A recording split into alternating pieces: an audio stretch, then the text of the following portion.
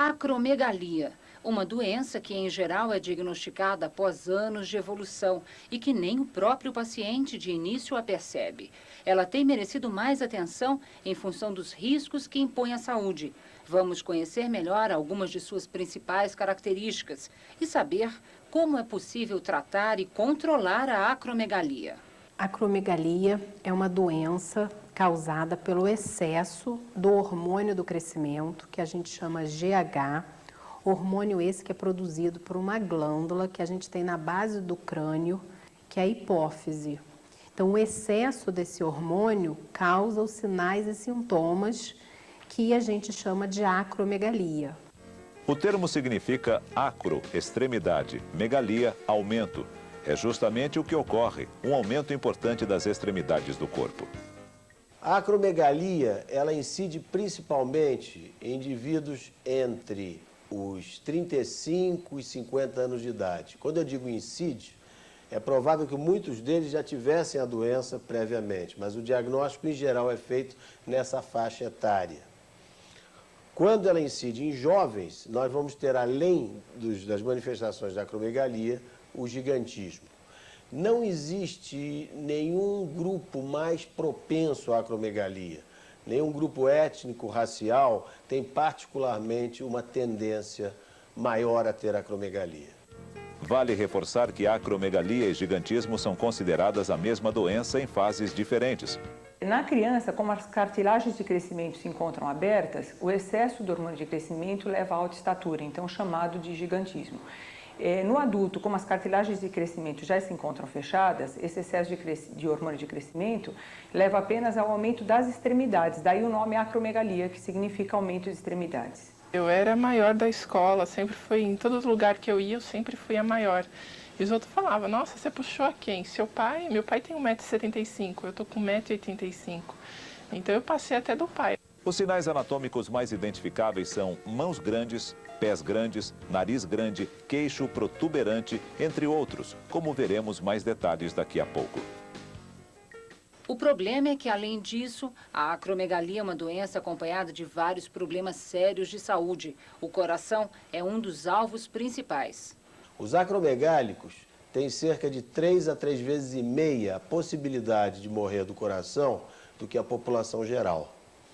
Fora disso, eles podem ter problemas pulmonares, apneia do sono, problemas de juntas, problemas reumáticos importantes, e não está ainda totalmente elucidado, mas se admite que o acromegálico possa ser mais propenso a alguns tipos de câncer.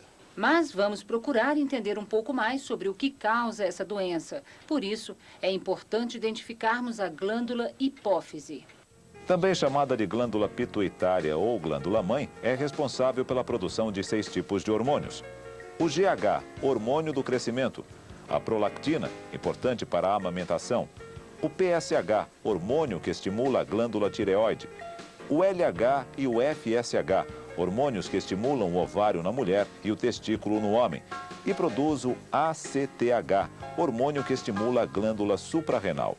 Ou seja, a hipófise controla praticamente todas as outras glândulas e, portanto, funções do nosso organismo. A causa da doença é, geralmente, isso em 99% dos casos, ela é consequência de um pequeno tumor, de tamanho variável, é verdade, mas pode ser pequeno ou médio, que fica na glândula hipófise. Esse tumor, que na maioria das vezes é um adenoma, ou seja, é benigno, não é câncer, causa um desequilíbrio e desencadeia a produção em excesso do hormônio de crescimento. Mais especificamente, o GH, ele é um hormônio que, apesar de ter esse nome, hormônio do crescimento, ele não é importante apenas para o crescimento. Ele é importante para a composição corporal, ele é importante para a manutenção da pressão arterial, dos níveis de lipídios circulantes no organismo, do metabolismo de glicose. Então, ele tem uma importância para a manutenção da homeostasia do organismo. Vale reforçar os primeiros sintomas, ou os mais clássicos, que são as alterações da fisionomia. O mais clássico são as alterações da fisionomia. O paciente ele vai ficando com as feições embrutecidas, então a testa dele fica mais proeminente, o nariz fica alargado, o lábio fica grosso, a língua fica grande, os dentes dele se separam, esse sulco que a gente tem aqui fica muito marcado. Além disso, há o espessamento de toda a pele, as mãos aumentam, se perde aliança, anéis, o número do sapato aumenta, então o paciente que usava 37 passa a usar 39. O tamanho do número do sapato. Gente, o número do sapato, né? Eu usava 37, foi para 37,5, depois para 38, depois 38,5, aí 39 já estava, né? Falei, nossa, o que está acontecendo também? Mais alguns dos sinais da acromegalia: sudorese, pele muito oleosa, excesso de pelos na mulher, engrossamento da voz, dores articulares, formigamentos nas extremidades. Além disso, existe uma possibilidade muito maior do acromegálico se tornar diabético do que o indivíduo sem acromegalia. Cerca de 30% dos acromegálicos têm diabetes associado. Os sintomas e complicações da acromegalia estão associados ao tamanho e localização do tumor. A dor de cabeça ou cefaleia é muito comum no acromegálico. Eu sentia muita dor de cabeça, tontura. Em geral, ela é relacionada à massa, à compressão pelo tumor. Mas, curiosamente, muitos acromegálicos que têm tumores pequenos ou que já foram tratados, operados, por exemplo, e que não têm uma massa tumoral importante, se queixam também de dor de cabeça e, muitas vezes, essa dor de cabeça é de muito difícil tratamento. A visão também pode ser afetada na acromegalia. Então, dependendo do crescimento desse tumor, ele pode afetar o nervo óptico e a pessoa pode começar a perder parte ou toda a visão dela. Isso, em geral, também vai dentro de uma progressão mais ou menos lenta e, às vezes, o doente não percebe também que está perdendo o campo visual. Isso ocorre.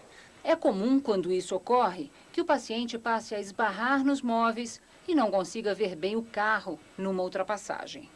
Vale ainda alertar para alguns sinais que podem ocorrer na mulher com acromegalia. Um outro sintoma que mulheres com acromegalia podem apresentar é irregularidade menstrual, assim como também saída de leite das mamas, porque pacientes com acromegalia, além do excesso do hormônio de crescimento, eles muitas vezes apresentam excesso de prolactina, um outro hormônio também produzido pela hipófise. Eu descobri que eu tinha esse problema porque faltou a menstruação. Na acromegalia, o próprio paciente frequentemente não se dá conta das alterações. Eu achei que eu estava ficando muito feio, né? Que eu tinha 69 quilos, era um cara de presença, e comecei a me deformar. Meu rosto começou a mudar, deu crescimento da gengiva, meus pés aumentaram 4 números de tamanho, minha mão cresceu. Essas alterações de fisionomia, elas começam desde o início, desde que o GH começou a ficar alto, que o tumor surgiu, as alterações fisionômicas acontecem, começam a acontecer. Só que é muito lento. Então, até a pessoa perceber, às vezes se passaram 5, 10, 15 anos. Mas, se a população é alertada, e você começa a ver que seu nariz está um pouco diferente, que a sua testa está um pouco diferente, o que a gente aconselha é pegar uma fotografia de 5 anos atrás ou de 1 ano atrás, que a diferença é nítida. A comparação através de fotografias é mesmo um ótimo recurso. Ajuda, inclusive, a tirar dúvidas. Ele frequentemente confunde as alterações da acromegalia com as alterações da própria idade ou do envelhecimento e não é muito perceptível para ele as alterações que estão ocorrendo no físico dele. Então, esses pacientes, eles frequentemente são encontrados por nós médicos nas ruas ou em outros lugares e a gente os aborda com muito cuidado para explicar que talvez eles possam ser portadores dessa doença e que seria interessante que procurasse um médico esses cuidados. Por exemplo, assim, se eu ficava algum tempo sem ver algum parente, alguma coisa, nossa, você vê na cara da pessoa que a pessoa fala, nossa, Ana, você está diferente. O diagnóstico, em geral, após a identificação visual de traços acromegálicos, é firmado por exames laboratoriais, dosagem do hormônio do crescimento, GH, e dosagem do IGF-1. Uma vez que o hormônio de crescimento se mostrou alto nos hormônios, nós vamos então buscar a origem, que geralmente é um tumor hipofisário. Então, a confirmação do tumor hipofisário é feita por uma tomografia computadorizada ou por uma ressonância magnética de crânio, que vai mostrar então a presença do tumor hipofisário. Nós não poderíamos deixar de chamar a atenção para a necessidade de diagnóstico precoce dessa doença, visto que quanto mais precocemente ela for diagnosticada, provavelmente com tumores menores nós vamos estar lidando e de mais fácil tratamento. Tumores menos invasivos e tumores menores. Eu tenho acromegalia diagnosticada há 10 anos. A detecção precoce da doença é um dos grandes desafios a serem enfrentados. Por isso, vale reforçar. O alerta que eu gostaria de transmitir é que qualquer pessoa que por si só, ou através de seus familiares, note alguma modificação aparentemente inexplicável, do tipo perda de anéis, os anéis ficaram muito apertados, o sapato aumentou e a pessoa já é adulta, formigamentos inexplicáveis, dor de cabeça, diabetes de aparecimento não relacionado à história familiar do paciente, por exemplo, deve realmente pensar na possibilidade de ter acromegalia. É claro que isso é muito difícil para a população geral, já que mesmo os médicos às vezes têm dificuldade na caracterização. Mas, uma vez que se tome conhecimento da existência dessa doença, é possível que muitas pessoas fiquem alertas e possam fazer o seu autodiagnóstico. É muito comum um acromegálico, sem saber que tem a doença, recorrer a médicos de várias especialidades, de acordo com o sintoma que estiver lhe incomodando. Vários médicos que eu procurei, olha, dentistas, ortodontistas, arranquei dente, eu fiz operações, ninguém descobriu o que eu tinha. Muitos desses pacientes são submetidos, graças a esses acometimentos estéticos e ortopédicos, vamos dizer assim, a diversos procedimentos cirúrgicos, entre aspas, paliativos, cirurgias estéticas, por exemplo, para correção do distúrbio do nariz ou de aspectos estéticos relacionados à face. Um outro procedimento que frequentemente é realizado de maneira muitas vezes equivocada são cirurgias do túnel do carpo. Esses pacientes frequentemente possuem síndrome do túnel do carpo, formigamento nas mãos, e acabam sendo operados e o diagnóstico correto passa batido. Quer dizer, uma vez que eles fossem tratados para a acromegalia, provavelmente eles não precisariam nem da cirurgia estética e nem da cirurgia do túnel do carpo. O diagnóstico correto é fundamental. Então é importante que tanto o paciente, a população, conheça meu rosto está mudando, eu estou ficando hipertenso, estou com dor no joelho. Existe aquela doença, acromegalia. Eu tenho que procurar um endocrinologista para ver se eu tenho acromegalia ou não. E, ao mesmo tempo, o oftalmologista, o neurologista, o cardiologista, o ortopedista conhecerem também a acromegalia. Porque aí eles podem mais precocemente reconhecer a doença e encaminhar para o endocrinologista. E aí o paciente ganha tempo esse que é precioso numa doença grave. Agora vamos conhecer um pouco mais sobre as abordagens para tratar a acromegalia.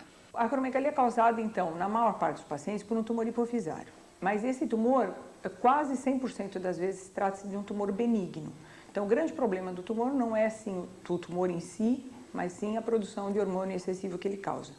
E por ser um tumor, é claro que se pensa já, e é a verdade, o principal tratamento é a cirurgia. Há basicamente 3 abordagens de tratamento que visam a normalização do hormônio de crescimento: cirurgia, radioterapia, medicamentos. Vamos começar por entender o processo cirúrgico, que é considerado o tratamento de primeira escolha. O tratamento, primariamente, é com cirurgia.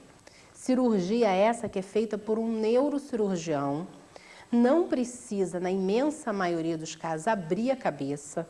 É uma cirurgia que é feita ou pela boca ou pelo nariz. Uma cirurgia relativamente simples, desde que feita por neurocirurgião experiente. Há 2 grupos de pacientes. O primeiro, portador de tumor hipofisário não invasivo, ou seja, que não atingiu ainda áreas vizinhas. Estes pacientes que sabidamente pela ressonância magnética possuem tumores não invasivos, em geral são curados apenas com cirurgia. O segundo grupo é formado por pacientes que, segundo a ressonância magnética, já têm um tumor invasivo. Esses pacientes com tumores invasivos, eles irão necessitar de uma redução máxima dos seus tumores através da microcirurgia transfenoidal. No entanto, a porção residual invasiva deverá ser tratada por outros métodos. A radioterapia é um dos métodos complementares. Porém, o procedimento de irradiações não é isento de riscos. As células tumorais, benignas ou malignas, elas têm um grau de crescimento e, digamos, de dinâmica muito mais rápido do que as células normais. Então, essas células são preferencialmente atingidas pela radioterapia. No entanto, as células normais não estão livres de comprometimento. E, consequentemente, a radioterapia, se por um lado é um processo que, se bem feito, pode levar à normalização do hormônio de crescimento, pode também lesar células hipofisárias normais e, eventualmente, até estruturas vizinhas, como o quiasma óptico, levando, por exemplo, à cegueira. A indicação da radioterapia é avaliada pelo médico a cada caso. A radioterapia, no meu entender, é um complemento importante para os pacientes com acromegalia que foram operados e não tiveram normalização completa do hormônio de crescimento.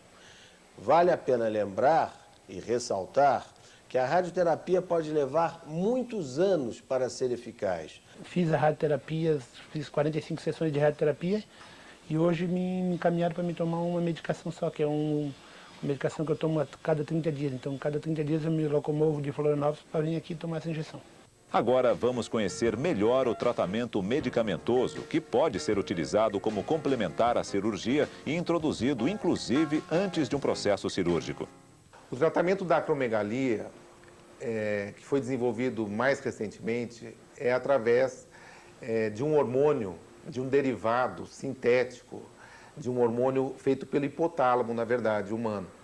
Então, esse hormônio ele foi modificado sinteticamente e desenvolveu-se o que se chama de um análogo desse hormônio, ou seja, é uma substância muito parecida com esse hormônio que tem a propriedade de diminuir a produção do hormônio de crescimento, que é o responsável pela doença. Bem, a administração desse hormônio sintético, ela tradicionalmente é feita por via subcutânea, 3 vezes ao dia, porque esse hormônio não tem muita duração no sangue. Então, o paciente precisa frequentemente de uma administração repetida a cada 8 horas, e isso é um grande inconveniente do tratamento. Entretanto, recentemente foi aprovado também no Brasil essa mesma droga numa forma de ação prolongada. Então, em vez de o paciente precisar tomar 3 injeções subcutâneas por dia, que significa 90 injeções por mês, ele precisa tomar uma injeção intramuscular, que é de depósito, por mês. Aí eu cheguei a tomar uma injeção mensal, né? Que em vez de eu tomar 3 por dia, eu comecei a tomar uma mensal. A adesão do paciente é determinante no sucesso do tratamento. E a eficácia desses produtos é grande, cerca de 50% a 60% dos casos de acromegalia normalizam com o tratamento com os análogos da somatostatina. Vamos aproveitar e esclarecer mais algumas dúvidas comuns. Uma delas diz respeito à duração do tratamento.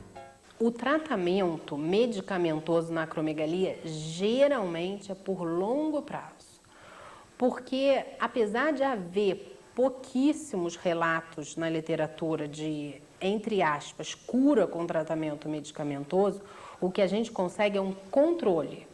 Então o paciente foi operado, não curou, a gente usa a droga, que enquanto você está usando a droga, a gente mantém o nível do GH num percentual bom de pacientes normal. Então, a gente está conseguindo controle. Então, na maioria dos pacientes, parou a droga, o GH vai voltar a subir. Então, pode ser que eu tenha que usar essa droga 5, 10, 15 anos no paciente. A gente não sabe o tempo. Outra dúvida comum. O paciente, quando necessário, pode ter acesso ao medicamento para tratar a acromegalia pelo SUS, Sistema Único de Saúde? Vamos ver uma orientação. Esse tratamento é fornecido pela Secretaria da Saúde. Se trata de um tratamento caro e o paciente pode conseguir, uma vez indicado por médico e mostrado pelos exames da necessidade, ele pode conseguir que o governo forneça essa medicação. Atenção, é importante a visita regular ao endocrinologista, tanto para o acromegálico controlado por medicação e mesmo para os casos considerados curados pela cirurgia, pois há uma taxa de recidiva, ou seja, a doença pode voltar a se manifestar. Aliás, o atendimento ao acromegálico pode envolver uma equipe multidisciplinar. Quando foi descoberto, quando foi diagnosticado a acromegalia, que eu me envolvi também para saber do que se tratava, e a gente começou o tratamento, um tratamento paralelo, com o neurocirurgião e com o endocrinologista. Mesmo o paciente tratando a acromegalia, ele pode então ficar com sequelas dessa doença. Por exemplo, a alteração de feições que o paciente sofre ou o gigantismo em uma criança que teve a doença precoce, vai acontecer que o paciente vai ficar curado com normalização hormonal, mas vai manter as feições da acromegalia. Ou vai manter a alta estatura. Então, muitas vezes, esse paciente precisa de um acompanhamento por multidisciplinar com psicólogos para poder adaptar ou adequar a vida do paciente às alterações que a acromegalia causou. O apoio da família e dos amigos é de fundamental importância. Eu não achei que eu fosse tão amada como eu me senti desde assim, do diagnóstico da doença. Minha família foi tudo para mim, foi um apoio, foi uma corrente assim, pessoas que, nossa, eu achava que só me cumprimentavam da família, sabe assim, quando você acha que fala, só oi, oi, não, foi um apoio, foi uma corrente muito forte, nossa, em todos os aspectos. É importante que saibamos mais sobre a acromegalia. A informação é uma arma eficaz, inclusive para combater discriminações. Ah, sempre sofre, né? Uma por eu ser alta e outra por ser forte, assim, né? Sempre fala, é aquela grandona lá, aquela gigante, sempre sofre, mas você tem que erguer a cabeça e falar, pelo menos eu tô viva, né? Então, sempre foi assim. Compreender melhor a doença também pode ajudar a aliviar o sentimento de vergonha de si mesmo, que por vezes acontece. No começo eu tive até depressão. Eu não saía de casa, eu tinha vergonha de ver algum parente, conhecido. O aprendizado é diário, requer tempo e depende sem dúvida de termos consciência de que somos muito capazes e melhores do que a doença. Porque você é uma pessoa normal, você tem que se considerar uma pessoa normal. Porque se você não gostar de você mesmo, quem vai gostar, né? O conteúdo da gente, a gente muitas vezes julga uma pessoa pelo que a gente vê, né? Não pelo que a gente sente. Então, convivência é que diz tudo. O dia da gente mostra o que a gente é, beleza, beleza se acaba, né? E o que a gente é por dentro vai ficar pro resto da vida. O conhecimento, sem dúvida, é um grande aliado. Procure obter mais informações no núcleo de saúde de sua cidade e aproveite e já anote algumas dicas. Sociedade Brasileira de Endocrinologia e Metabologia, fone 21 2507 5189 ou 3970-6697, site www.sbem.org.br. Divisão de Neuroendocrinologia do Instituto de Psiquiatria do Hospital das Clínicas da Faculdade de Medicina da Universidade de São Paulo, fone 11 3069 6402. Hospital Brigadeiro, fone 11 3284 9111. Ambulatório de Neuroendocrinologia da Escola Paulista de Medicina da Universidade Federal de São Paulo. Fone 11 5549 7255. Disciplina de Endocrinologia, Ambulatório de Acromegalia do Hospital Universitário Clementino Fraga Filho da Universidade Federal do Rio de Janeiro. Fone 21 2562 2748. Ainda não é possível prevenirmos a acromegalia. Não há como impedir que um de nós desenvolvamos a doença. Por isso, o diagnóstico precoce é tão fundamental. Se o paciente tem acromegalia e é diagnosticado rápido e ele é curado ou bem controlado, ele vai viver igual uma pessoa que não tem acromegalia. Então, apesar de ser uma doença que a gente não tem como prevenir, a gente precisa de diagnóstico precoce, coisa que hoje em dia a gente ainda não tem. É uma doença que tem levado 10, 15 anos em média para diagnóstico. Todos os pacientes referem isso, é muito tempo. Mas se a gente conseguir diagnóstico precoce, esse paciente vai ter vida normal. E ele vai evitar complicações cardiovasculares, respiratórias e possíveis neoplasias. Daí a importância de conhecermos os sinais e sintomas da acromegalia e que eles nos sirvam de alerta.